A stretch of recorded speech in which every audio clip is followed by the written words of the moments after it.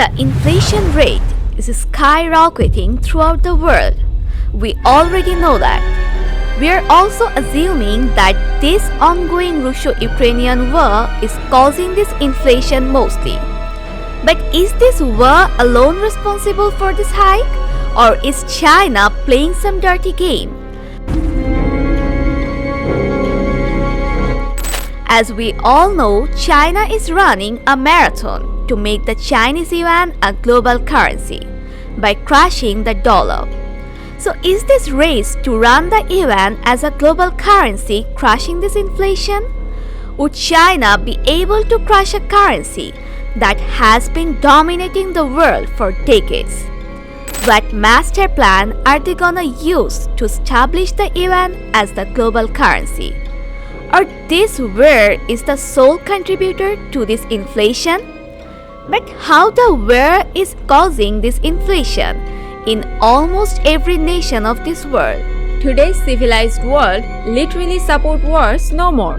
So the whole world has started to despise Russia except for few countries like China and North Korea for initiating this war.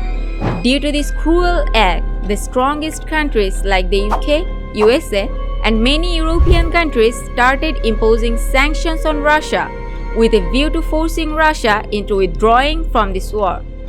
Thus, this Russo-Ukrainian war is not only remained confined in these two countries, rather it has broken into a worldwide war economically.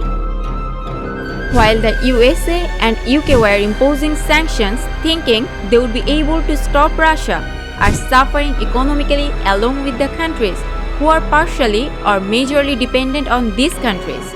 Check out the link above to know how the US, UK and EU chalked the strategy to choke Russia. The Russian economy is doing better than it was expected. Russia is using food, energy and finance to win this war and has almost crippled the European economy with the rest of the world. Almost 80% of the world's energy like gas and oil is supplied by Russia. European countries are the top consumers of Russian energy supplies. Russian gas is supplied to Europe via underwater pipelines in Baltic Sea called Nord Stream 1 and Nord Stream 2.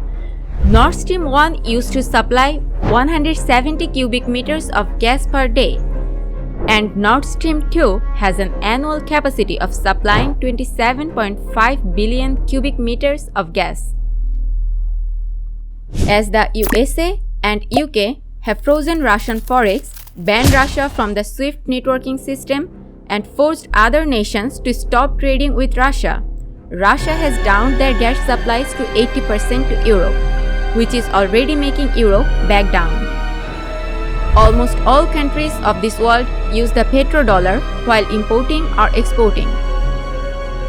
As in this present time, Russia is prohibited to use dollars, they are taking rubles for their petrocurrency.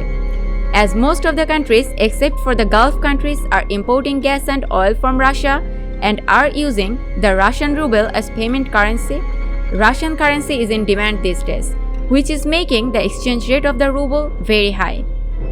So, due to the sanctions imposed on Russia, it has de-dollarized itself, making the exchange rate of rubles higher each day.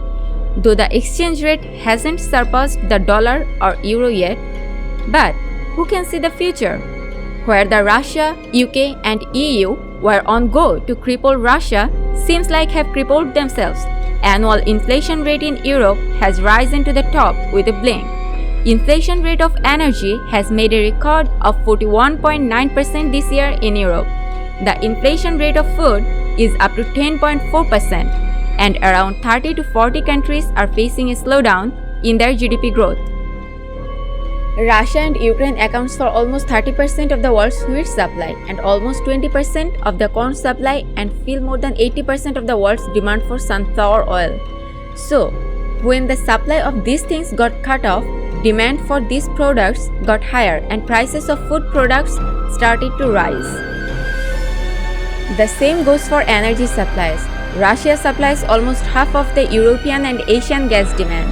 Russia supplies almost 39% of the gas demand for Europe.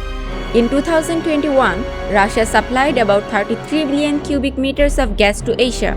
So when Russia has cut the supply down, the EU and Asia are forced to buy the same amount of gas for a higher price and paying for them in rubles, which is causing inflation in energy in their respective nations. Due to the inflation in energy, the cost of production in each industry increased, GDP growth lowered, and people are living an underprivileged life. According to Eurostat, the inflation rate has touched 9.6% in Europe within only 5 months. China wants to invade Taiwan for a long time. But as USA is now supporting Taiwan, so China is annoyed with USA for its support of Taiwan.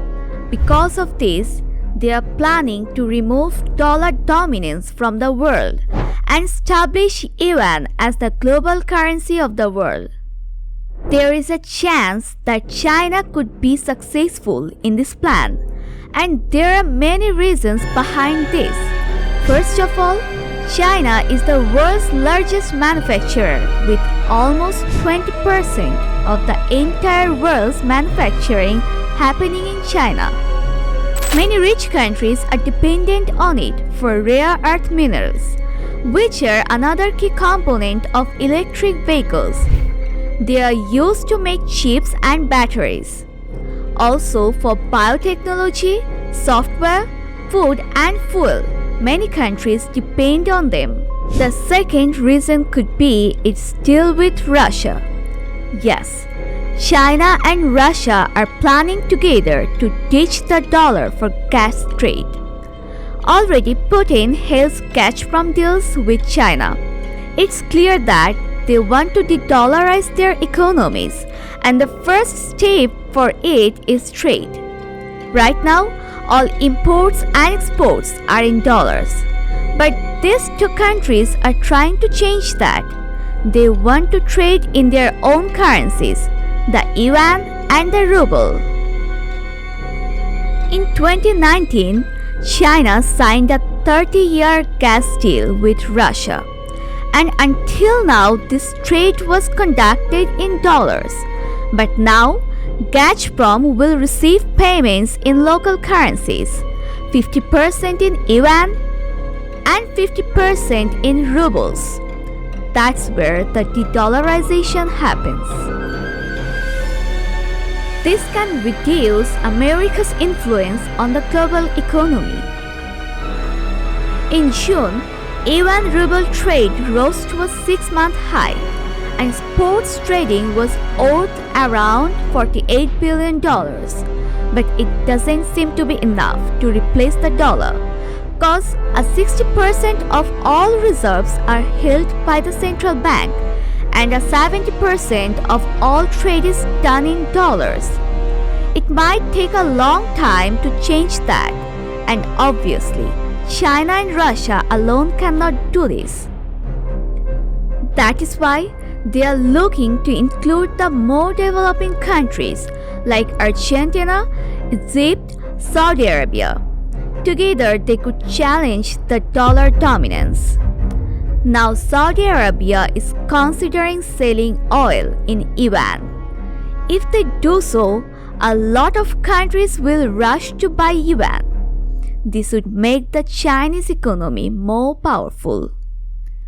Besides, China has its leverage with the Belt and Road Initiative countries, and it's a $3 trillion project whereby the Chinese have given out over-generous loans to countries all across the world. And under the BRI initiative, in total there are 165 countries around the world who owe a collective debt of $385 billion to China. And many of these countries have taken so much debt from China that they can't afford to pay it back to China. It is clearly seen in Pakistan and Sri Lanka's case. This is where China's strategy finds a light. As China has leverage over these countries, so now China would ask these countries to take and pay back loans in yuan. In exchange, China could incentivize the scheme by giving them a 1% discount on their interest. Since the inception of the BRI initiative, China has already issued 14 of all its loans in its own currency without depending on the dollar. In 2018, the Central Bank of Pakistan had already agreed to conduct their bilateral trade with China in yuan. Other countries like Myanmar, Cambodia, and Russia are doing the same. But China has a reputation for being debt-trap diplomacy and Taiwan invasion. And China has been devaluing its currency very frequently, that the US has accused China of currency manipulation. And China is not as transparent as the US, so it's going to deter the countries from actually adopting the yuan over the US dollar. So the result is still uncertain in this world between digital dollar and digital yuan. And we need to stay updated to know if the yuan gonna surpass the dollar or not. Well people, hit the like button if you like this video. Your support will encourage us to bring you new content. Until next time, bye bye.